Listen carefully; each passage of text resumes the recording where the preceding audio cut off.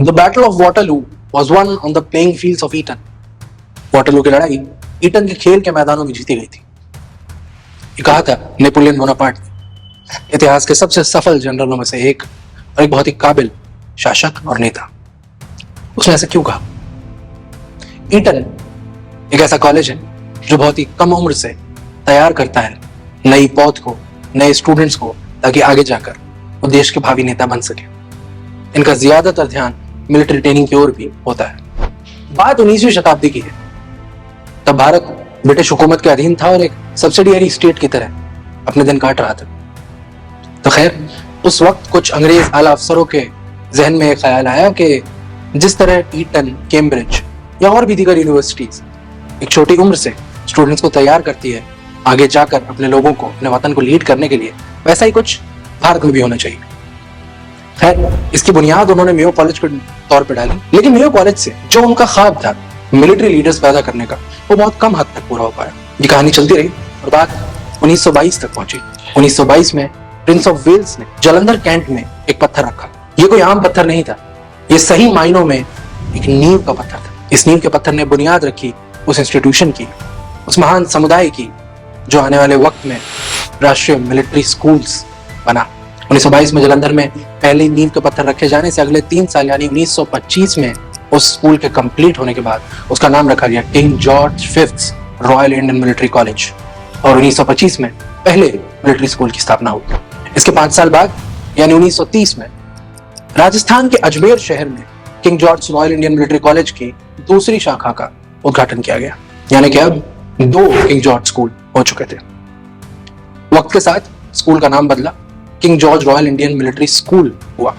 1945 में इसके तीसरे अध्याय यानी King George Royal Indian Military College Belgaum chapter का उद्घाटन। उसके ठीक 1 साल बाद यानी 1946 में King George Royal Indian Military College Bangalore की स्थापना भी हो गई। इस बीच King George Royal Indian Military College, जो कि जलंधर में था, जो पहला कॉलेज था, उसे नावगांव मध्य प्रदेश शिफ्ट किया गया 1952 में, यानी आजादी के 5 साल बाद। 8 साल का दौर वहां बिताने के बाद उस स्कूल को अंततः 1960 यानी 1960 में वहां से भी शिफ्ट करके शिमला की पहाड़ियों में चैल ले जाया गया और उसने अपनी आखिरी सुबह तैयार की। 1962 में धौलपुर राजस्थान में किंग जॉर्ज स्कूल के 5वें संस्करण की स्थापना की गई और इस तरह हमें वो 5 मिलिट्री स्कूल्स मिले जिसकी हम आज सूरत देख रहे हैं।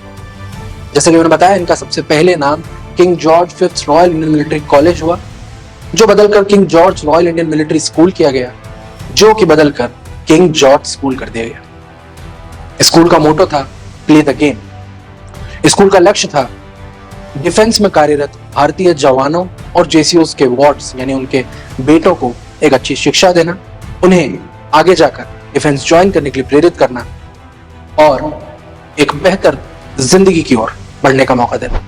सन 1966 में स्कूल का नाम बदलकर उनके रिस्पेक्टिव शहरों के साथ मिलिट्री स्कूल का टाइटल जोड़कर बदला गया, यानी कि जो अब तक स्कूल चले आ रहे थे वो हो गए Chail military school, Ajmer military school, Belgaum military school, Bangalore military school और धौलपुर मिलिट्री स्कूल। इसके साथ मोटो भी चेंज किया गया और स्कूल का नया मोटो था शीलम परम भूषणम, यानी कि character is the highest virtue. इसके बाद धीरे धीरे स्कूल्स के नाम के आगे से उनके शहरों का नाम हटाकर पीछे लगा दिया गया, यानी कि उसे डिनोट कर दिया गया और स्कूलों के नाम मिलिट्री स्कूल्स, जो कि सबसे प्रचलित नाम है अब तक के, वो बन पड़े। 2007 में इनके नाम के आगे राष्ट्रीय प्रीफिक्स लगाया गया और ये अपनी आखिरी सूरत, जो कि हम आज देख रहे हैं, वो पहुंचे, यानी कि राष्ट्रीय मिलिट्री स्कूल चैल, राष्ट्रीय मिलिट्री स्कूल अजमेर, राष्ट्रीय मिलिट्री स्कूल बेलगाम, राष्ट्रीय मिलिट्री स्कूल बेंगलोर और राष्ट्रीय मिलिट्री स्कूल धौलपुर। शुरुआती कुछ सालों तक ये स्कूल्स सिर्फ भारतीय सेना में कार्यरत जवानों और जेसीओस के वार्ड्स के लिए ही ओपन थे। समय के साथ इसे नॉन एंटाइटल्ड वार्ड्स यानी ऑफिसर्स और सिविलियंस के लिए भी ओपन किया गया। हालांकि एक मेजर हिस्सा अब भी जवान्स और जेसीओस के वार्ड्स के लिए रिजर्व था। तो आखिर इन स्कूल्स में ऐसा क्या है जो इन्हें औरों से बेहतर बनाते हैं? आखिर इन स्कूल्स में ऐसा क्या है जो ये हर साल राष्ट्रीय रक्षा अकादमी यानी एनडीए में इतने हाई नंबर्स में कैडेट्स को भेजते हैं? आखिर इन स्कूल्स में ऐसा क्या है जो ये देश के हर कोने में बड़े से बड़ी हस्तियों के बीच मौजूद है? आखिर स्कूल में ऐसा क्या है ये लोग कहते हैं कि जो इन स्कूल से पढ़ लेता है उसकी जिंदगी बदल जाती है? हम कोशिश करेंगे कि आज इस चीज की पड़ताल कर सकें और राष्ट्रीय मिलिट्री स्कूल्स के बारे में विस्तृत जानकारी पता कर सकें। नमस्कार, मैं हूं आशुतोष झा और आप देख रहे हैं नवगुरु टीवी। तो ये सबसे पहले हम बात करते हैं स्कूल्स के बारे में। बहुत जनरल बात है स्कूल्स के बारे में और हम शुरू करेंगे क्रोनोलॉजिकली यानी उसी ऑर्डर में जिस ऑर्डर में इनकी स्थापना हुई थी। तो सबसे पहले राष्ट्रीय मिलिट्री स्कूल चैल। समुद्र तल से 7,500 फुट की ऊंचाई पर स्थित राष्ट्रीय मिलिट्री स्कूल चैल एक बहुत ही खूबसूरत लोकेशन में स्थित है। बड़े कमाल की बात यह है कि दुनिया का सबसे ऊंचा क्रिकेट ग्राउंड राष्ट्रीय मिलिट्री स्कूल चैल में है। आरएमएस चैल ने शायद अपने अस्तित्व के सालों में सबसे ज्यादा उथल पुथल देखी, यानी जालंधर से वो पहले मध्य प्रदेश गए और मध्य प्रदेश से वापस फिर चैल यानी शिमला में आए। तो ये स्कूल्स 3 बार तीसरी बार शिफ्ट होकर चैल पहुंचे हैं, तो उथल पुथल इन्होंने बहुत देखी है। वहां तक पहुंचने का रास्ता वो भी उतना ही हसीन है जितनी इनकी खुद की लोकेशन। कालका शिमला नैरो गेज यानी टॉय ट्रेन जो चलती है उसके थ्रू आप इससे सबसे नजदीकी स्टेशन कंडा घाट पहुंच सकते हैं। कंडा घाट से चैल मिलिट्री स्कूल की जो डिस्टेंस है वो मात्र 27 किलोमीटर, तो वहां से आप बस लेकर स्कूल तक पहुंच सकते हैं। राष्ट्रीय मिलिट्री स्कूल चैल ने बहुत सारे नोटेबल अलुमनाई दिए हैं इस देश को, जिसमें से सबसे इंपॉर्टेंट, सबसे बड़ा नाम कैप्टन गुरबचन सिंह सलारिया, परमवीर चक्र। राष्ट्रीय मिलिट्री स्कूल चैल शिमला की पहाड़ियों में स्थित एक residential English medium public school है। मिनिस्ट्री ऑफ डिफेंस के अंतर्गत आने वाला यह स्कूल सन 1922 में जिसकी स्थापना प्रिंस ऑफ वेल्स द्वारा की गई थी, 1925 में आकर फंक्शनल हुआ। यह बात तब की है जब यह स्कूल जालंधर कैंट में हुआ करता था। 1952 में इस स्कूल को नावगोंग मध्य प्रदेश में शिफ्ट किया गया और आखिरकार 1960 में यह अपनी अभी की करंट लोकेशन यानी चैल पहुंचा। 1966 में इसका नाम चैल मिलिट्री स्कूल कर दिया गया था और यह वही रहा जब 2007 25 जून 2007 को राष्ट्रीय मिलिट्री स्कूल चैल इसका पूरा नाम रखा गया। स्कूल का पर्पस डिफेंस पर्सनल के वार्ड्स को ट्रेन करना, उनको अच्छी एजुकेशन देना और आर्म्ड फोर्सेस के लिए उन्हें तैयार करना था। बात करें राष्ट्रीय मिलिट्री स्कूल अजमेर की, तो अरावली की घाटियों में स्थित अजमेर शहर में 15 नवंबर 1930 को king George Royal Indian Military school की स्थापना की गई। यह श्रृंखला की दूसरी कड़ी थी। 1952 में और स्कूलों के साथ इसे भी पब्लिक स्कूल की लाइंस पर बनाया गया और डिफेंस सर्विस ऑफिसर्स और सिविलियंस के लिए भी ओपन किया गया। सन 1954 में यह school Indian public schools commission यानी आईपीएससी का एक मेंबर स्कूल बना। 1966 में स्कूल का नाम मिलिट्री स्कूल किया गया और इसका पुराना मोटो प्ले द गेम बदलकर शीलम परम भूषणम कर दिया गया, यानी character is the highest virtue. 25 जून 2007 को इसका करंट नेम पड़ा जो कि सारे स्कूल्स का है, राष्ट्रीय मिलिट्री स्कूल अजमेर, और ये अपनी सालिम सूरत में आया। राष्ट्रीय मिलिट्री स्कूल अजमेर एक इंग्लिश मीडियम स्कूल है जिसका एफिलिएशन अब सीबीएसई से है और ये एक ए कैटेगरी एस्टेब्लिशमेंट है जिसकी देखरेख का जिम्मा मिनिस्ट्री ऑफ डिफेंस भारत सरकार का है। स्कूल के बहुत से अलुमनाई बहुत से अलग अलग क्षेत्रों में स्कूल का नाम रोशन कर रहे हैं, जिनमें से एक बहुत जरूरी नाम है national security adviser mister Ajit Doval. Jaipur Ajmer highway पर स्थित यह स्कूल अजमेर रेलवे स्टेशन से मात्र 3 किलोमीटर की दूरी पर है और अजमेर बस स्टैंड से मात्र 1 किलोमीटर की दूरी पर। शुरुआत में सांची गेट स्कूल का मेन गेट हुआ करता था। अजमेर जयपुर हाईवे पे नया गेट, जिसे न्यू गेट ही कहा जा रहा है फिलहाल, वो अब इसका मेन गेट माना जाता है। अजमेर शहर की खूबसूरती मशहूर है। आना सागर और फॉय सागर जैसे लेक्स इनके बीच में घिरा हुआ ये शहर है और इसके साथ हिंदू और मुसलमान दोनों धर्मों के लिए बहुत ज्यादा महत्व रखता है ये शहर, क्योंकि ब्रह्मा का इकलौता मंदिर पुष्कर भी अजमेर के पास है और साथ के साथ ख्वाजा मोइनुद्दीन चिश्ती की दरगाह भी अजमेर में ही है। यहाँ का मौसम गर्मियों में अलबत्ता कुछ गर्म जरूर हो जाता है, पर अजमेर की शामें हमेशा सुहानी रहती हैं। बात करें राष्ट्रीय मिलिट्री स्कूल बेलगाम की, तो अजमेर में एस्टेब्लिशमेंट के 15-16 साल बाद यानी 1945 में 30 दिसंबर 1945 को राष्ट्रीय मिलिट्री स्कूल बेलगाम की फाउंडेशन हुई। उस समय यह बॉम्बे प्रोविंस में आता था, बॉम्बे से 500 किलोमीटर की दूरी पर। इसको तब कहा गया king George 6th royal Indian Military college. ये ऐसा तीसरा इंस्टीट्यूशन था और शुरुआत में इसमें भी एडमिशन जेसीओज और अदर रैंक के अवार्ड के लिए थी, आर्मी, नेवी और एयरफोर्स तीनों में। इन बॉयज को army special certificate education examination के लिए तैयार किया जाता था और जो स्टाफ हुआ करता था वो एक्सक्लूसिवली आर्मी एजुकेशन कोर्प्स यानी एईसी से आता था। और उस समय ये भी लागू था, हमें इन सारे बॉयज पे ये नियम लागू था कि पढ़ाई पूरी करने के बाद वो डिफेंस सर्विसेज ही ज्वाइन करेंगे।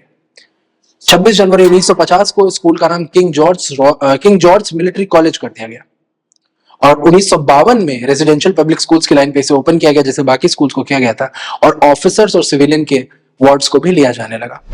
उस टाइम पे इसकी certification senior Cambridge certificate examination होते थे। जी हाँ, वही कैम्ब्रिज जो आज दुनिया के टॉप यूनिवर्सिटीज में से गिना जाता है।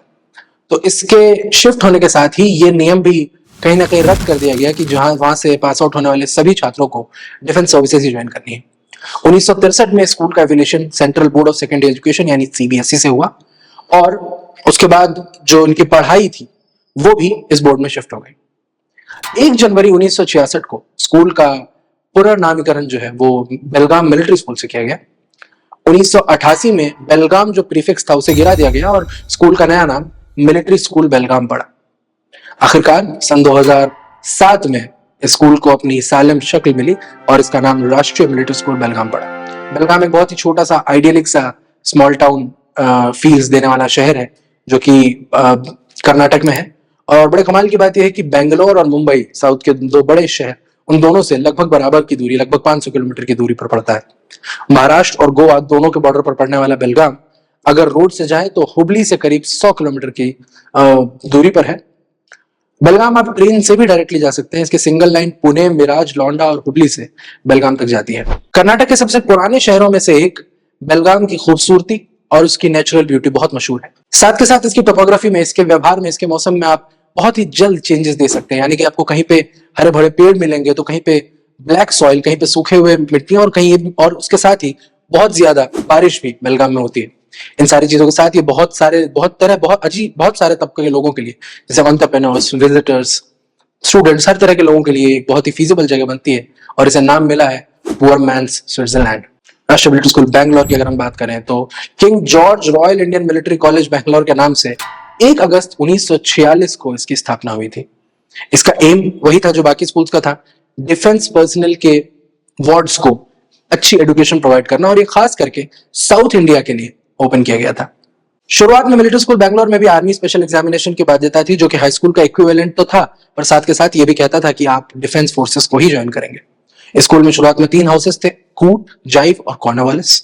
समय के साथ 1952 की सितंबर में स्कूल का रीऑर्गेनाइजेशन हुआ और इसे भी और बाकी मिलिट्री स्कूल्स की तरह ऑफिसर्स और सिविलियंस के वार्ड्स के लिए ओपन कर दिया गया। इसके साथ ही स्कूल का नाम भी बदला और नया नाम पड़ा किंग जॉर्ज स्कूल। स्कूल का मोटो था प्ले द गेम। अपने बाकी काउंटर पार्ट्स की तरह मिलिट्री स्कूल बैंगलोर भी इंडियन पब्लिक स्कूल्स कॉन्फ्रेंस यानी आईपीएससी का एक महत्वपूर्ण हिस्सा है, और यह भी उस समय अपने स्टूडेंट्स को, अपने कैडेट्स को सीनियर कैम्ब्रिज एजुकेशन के लिए तैयार करता था। करीब 10 साल तक यह सिलसिला चला, जिसके बाद 1962 में जो देशभक्ति की लहर आई थी, उसके साथ ये हुआ कि हाउसेस का नाम चेंज किया गया और नए हाउसेस के नाम पड़े राजाजी, नेहरू और माउंटबेटन। वक्त के साथ माउंटबेटन हाउस का नाम टैगोर हाउस पड़ गया और कुछ समय बाद एक नया हाउस जुड़ा जिसका नाम था शास्त्री हाउस। इसके साथ ही ये भी हुआ कि 1966 में स्कूल का नाम बैंगलोर मिलिट्री स्कूल कर दिया गया। अपनी बाकी सिस्टर इंस्टीट्यूशंस की तरह बैंगलोर मिलिट्री स्कूल का मोटो भी शीलम परम भूषणम रखा गया। राष्ट्रीय military school Bangalore Richmond town पे एमजी रोड पे स्थित है और इसके नजदीकी लैंडमार्क जॉनसन मार्केट और सेंट फिलोमिनास हॉस्पिटल है। मिलिट्री स्कूल बैंगलोर पहुंचने के लिए आप ट्रेन से जा सकते हैं। यहाँ का बैंगलोर का रेलवे स्टेशन 8.5 किलोमीटर और बैंगलोर कैंट का रेलवे स्टेशन 5.5 किलोमीटर की दूरी पर है। इसके अलावा अगर आप बस से जा रहे हैं तो बैंगलोर का बस स्टैंड स्कूल से 7 किलोमीटर की दूरी पर है और आखिरकार बैंगलोर इंटरनेशनल एयरपोर्ट स्कूल से 36 किलोमीटर की दूरी पर है। बैंगलोर कर्नाटक की राजधानी होने के साथ साथ भारत के इतिहास में एक बहुत महत्वपूर्ण शहर है। अभी के वक्त में आईटी हब तो बन ही चुका है, साथ के साथ एक बहुत बड़ी पॉपुलेशन को रोजगार प्रोवाइड करता है। इतने महत्वपूर्ण शहर में इतने महत्वपूर्ण स्कूल का होना इस बात का इंडिकेटर है कि भविष्य की तैयारी कैसे की जाती है। और अंत में हम आते हैं सबसे नए यानी कि सबसे बाद में एस्टैब्लिश हुए राष्ट्रीय मिलिट्री स्कूल यानी मिलिट्री स्कूल धौलपुर पर। 1962 में मिलिट्री स्कूल के इतिहास में कई चेंजेस आए। सीबीएसई करिकुलम की तरफ शिफ्ट हुआ, मोटो चेंज हुआ, नाम बदला गया, पर साथ के साथ ये भी हुआ कि 1962 ही में राष्ट्रीय मिलिट्री स्कूल धौलपुर की बुनियाद रखी गई। धौलपुर जो कि है तो राजस्थान में, पर उत्तर प्रदेश और मध्य प्रदेश से भी लगभग बॉर्डर शेयर करता है। इस बात का अंदाजा आप इससे लगा सकते हैं कि मिलिट्री स्कूल धौलपुर का सबसे नियरेस्ट एयरपोर्ट दिल्ली एयरपोर्ट है, जो कि मात्र 250 किलोमीटर की दूरी पर है। एक बहुत जरूरी बात यह भी है कि राष्ट्रीय मिलिट्री स्कूल धौलपुर इकलौता मिलिट्री स्कूल है जो आजादी के बाद एस्टैब्लिश हुआ। धौलपुर और बाड़ी हाईवे पर लोकेटेड ये स्कूल एक महल में एस्टैब्लिश्ड है, जो कि उस समय पर जो धौलपुर के महाराजा थे, महाराजा उदयभान सिंह, उनकी कभी किसी वक्त पे उनके रियासत में उनका महल हुआ करता था और उन्होंने इसे मिलिट्री स्कूल के लिए दान दिया। पांचों मिलिट्री स्कूल्स में मिलिट्री स्कूल धौलपुर का कैंपस सबसे बड़ा है, यानी एक अंदाजन अगर आप देखें तो 1500 एकड़ में ये कैंपस फैला हुआ है। अलबत्ता मिलिट्री स्कूल बैंगलोर नया जरूर है, पर इसने बहुत ही कम वक्त में अपने आप को देश के सबसे प्रीमियर एजुकेशनल इंस्टीट्यूट्स की लिस्ट में खुद को शुमार कर लिया है और इसके एलुमनाई दुनिया भर में फैले हुए हैं। एक बहुत ही नोटेबल एलुमनाई उत्तर प्रदेश के पूर्व मुख्यमंत्री श्री अखिलेश यादव राष्ट्रीय मिलिट्री स्कूल धौलपुर के एलुमनाई हैं। धौलपुर का मौसम बहुत यूनिक है, वो ऐसे कि गर्मी, सर्दी, बरसात और जितने भी मौसम अपने देश में होते हैं सबकी यहाँ बहुत आते हैं। गर्मी में आपको यहाँ बहुत गर्म दिन देखने को मिलेंगे, तो सर्दियों में बहुत कम टेम्परेचर तक भी मौसम चला जाता है। बारिश भी यहाँ भरपूर होती है और उमस भी उतनी ही।